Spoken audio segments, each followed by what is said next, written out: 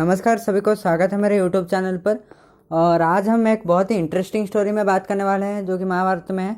और ये जो महाभारत देखे हैं वो तो जानते ही होंगे इस स्टोरी के बारे में, और जो महाभारत देखे भी नहीं होंगे वो भी अपने दादा दादी या नाना नानी के कहानियों से ये ज़रूर सुने होंगे।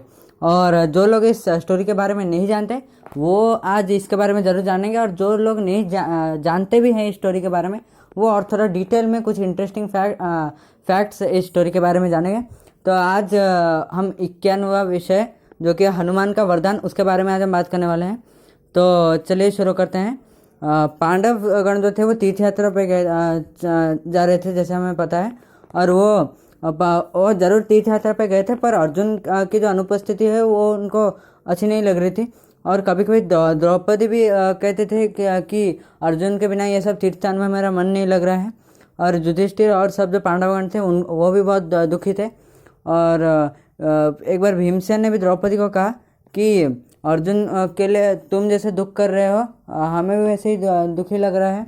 और सहदेव को भी उन्होंने पूछा कि वो कैसा अनुभव कर रहे हैं, और सब सहदेव के साथ ही मतलब सहमत हुए कि मतलब सब दुखी हैं। भीम के बाद से सब सहमत हुए। तो सहदेव ने भी वही किया कि अर्जुन के बिना मुझे सब कुछ सुना सुना लग रहा है। और यही बात पर युधिष्ठिर ने कुलगुरु धौम्य से कहा कि मेरे भाई दिव्यास्त्र के संधान में गए हैं, और उनके जैसा वीर इस संसार में दुर्लभ है। और हमारा जो भविष्य में संग्राम होगा, जो युद्ध होगा, वहाँ पे जरूर जो दूसरे ओर में जो योद्धा होंगे, भीष्म, द्रोण, कृपाचार्य, इनके विरुद्ध में लड़ना जरूर अर्जुन मतलब प्रमुख किरदार निभाएंगे हमारे दल में। और मतलब धौम्य जी हमें ये बताइए कि हम ऐसे कौन से स्थान को जाए जहाँ पे कि हमारा समय दुखी में होकर नहीं जाएगा और अर्जुन के साथ हमारा शीघ्र जल्दी ही मिलन होगा। तो धौम्य ऋषि जो कुलगुरु धौम्य थे वो उन्होंने हिमालय के पास में जो भी सब वन थे या तीर्थ स्थान थे उसके बारे में बताया था, और पांडवगण वहीं पर चले गए सब। और हम मतलब बार बार यही होता था कि जब ज़्यादा पर्वत पर चढ़ने को होता था तभी द्रौपदी थक पड़ती थी, और भीम को छोड़कर और सभी को कष्ट हो रहा था पहाड़ चढ़ने में।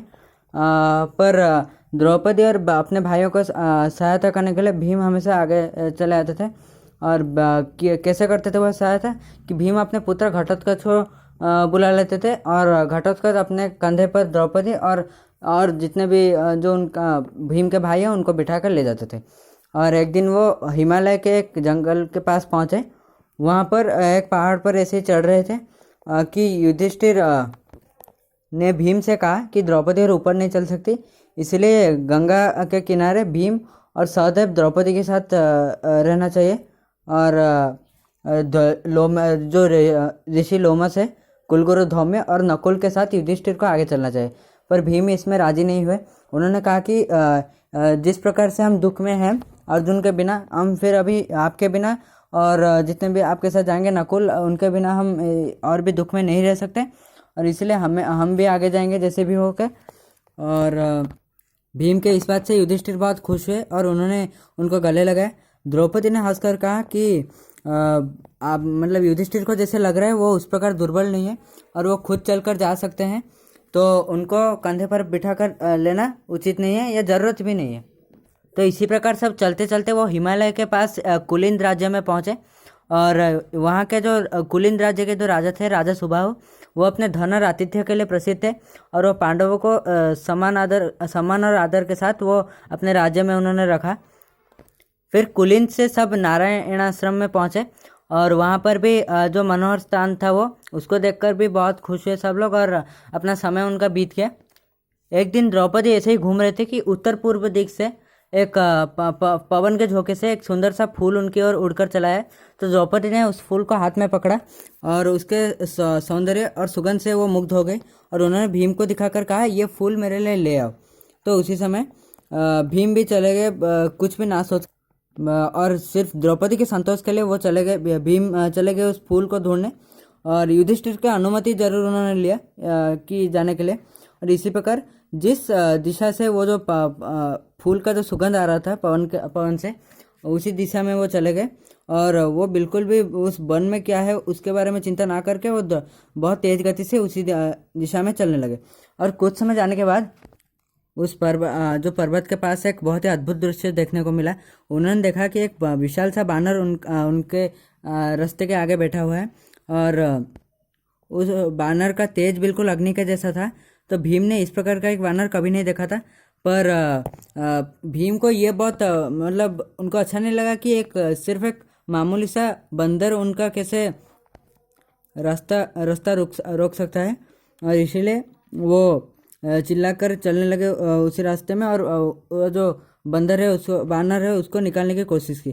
पर वो जो बंदर है वो वहीं पर उबासी ले रहा था, और वो बिल्कुल भी मतलब वहीं से नहीं हिला, और अपने आंखों को आधा खोलकर उन्होंने कहा कि मैं अस्वस्थ हूँ और तुम कहाँ जा रहे हो। अगर तुम्हें यहाँ से आगे नहीं जाना चाहिए क्योंकि ये देवतागणों का घूमने का रास्ता है, इसलिए तुम यहाँ से लौट जाओ। पर भीम को ये बिल्कुल भी अच्छा नहीं लगा, और वो गुस्से से वो कहने लगे कि हे बानर, तुम उपदेश देने वाले हो कौन, और तुम क्या जानते नहीं कि मैं कुंती का पुत्र हूँ, कुरुवंश का मैं वंशधर हूँ, और क्षत्रियों में सबसे बलशाली योद्धा हूँ। तो तुम्हें याद रखना चाहिए कि मैं पवन का पुत्र हूँ। यदि अपने जीवन को भय करते हो तो यहीं से निकल जाओ। तो भीम का बात सुनकर बानर ने हंसकर कहा कि हे योद्धा, मैं जरूर एक बानर हूँ, पर तुम जितना भी बल लगा लो, मैं यहाँ से नहीं हिलने वाला और तुम्हारा विनाश सुनिश्चित है। तो भीम ने कहा कि तुम्हारा परामर्श मुझे नहीं चाहिए, मेरा क्या होगा या क्या नहीं होगा वो सिर्फ मुझे पता है। तो बानर ने फिर से हंसकर कहा कि अगर तुम जानना चाहते हो तो मेरे ऊपर से कूद कर चले जाओ। तो भीम ने उत्तर दिया, तुम्हारे ऊपर कूद कर चले जाना सबसे सहज है, मैं वैसे जा सकता हूँ, पर मैं किसी प्राणी के ऊपर कूद कर नहीं जाना चाहता, क्योंकि वो शास्त्र में नहीं लिखा गया है और वो मना किया गया है।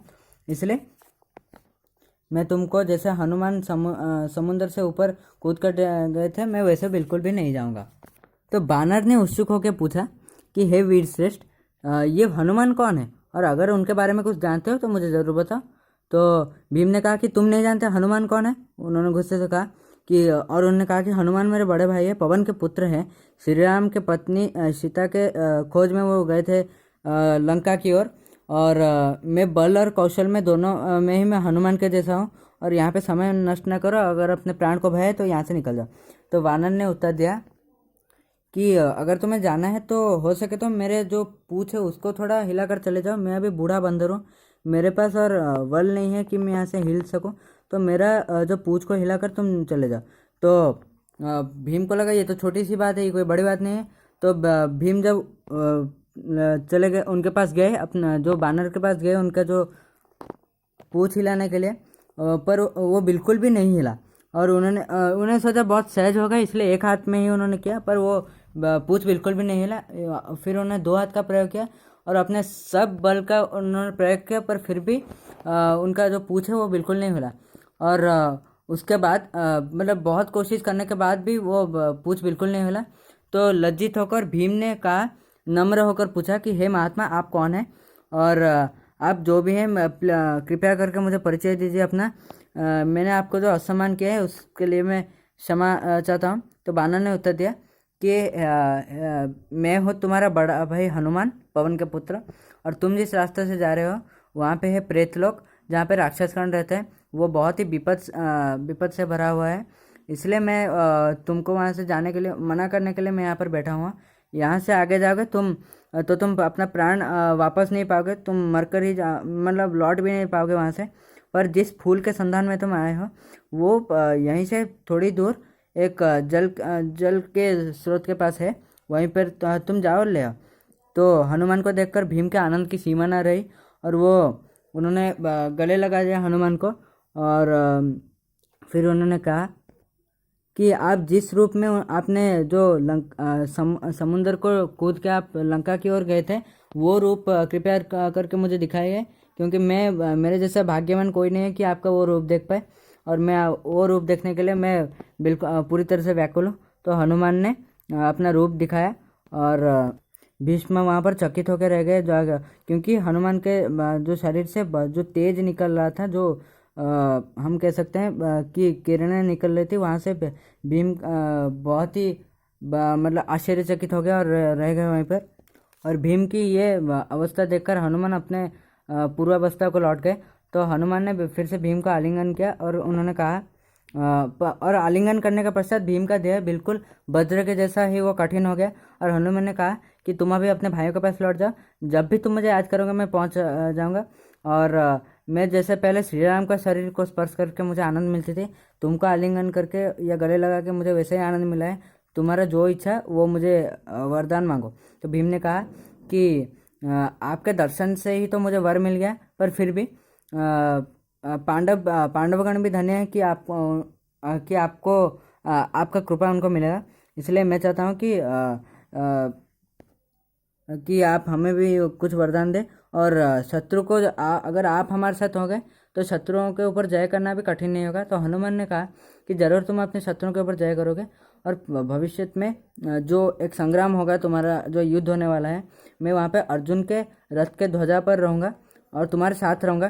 तो जो युद्ध भूमि में तुम जब भी सिंहनाद करोगे उसी समय मेरे जो स्वर तुम्हारे साथ मिल जाएगा और शत्रुगण वो भय से कांपने लगेंगे। तो भीम ने हनुमान से विदाई लिया और वह फूल के संधान में निकल गए, और वहाँ से एक फूल का जो पूरा गुच्छा है उसको लेकर द्रौपदी को उन्होंने उपहार दिया। और अर्जुन दिव्यास्त्र लाभ करने के पश्चात ही भीम जो अर्जुन थे वो दिव्यास्त्र प्राप्त करने के पश्चात भीम भी इसी प्रकार हनुमान के सहायता उनको लाभ मिली। तो आशा करता हूँ ये कहानी आपको अच्छी लगी होगी, और जो जानते थे स्टोरी को उनको भी कुछ ज़्यादा जानने को मिलेगा।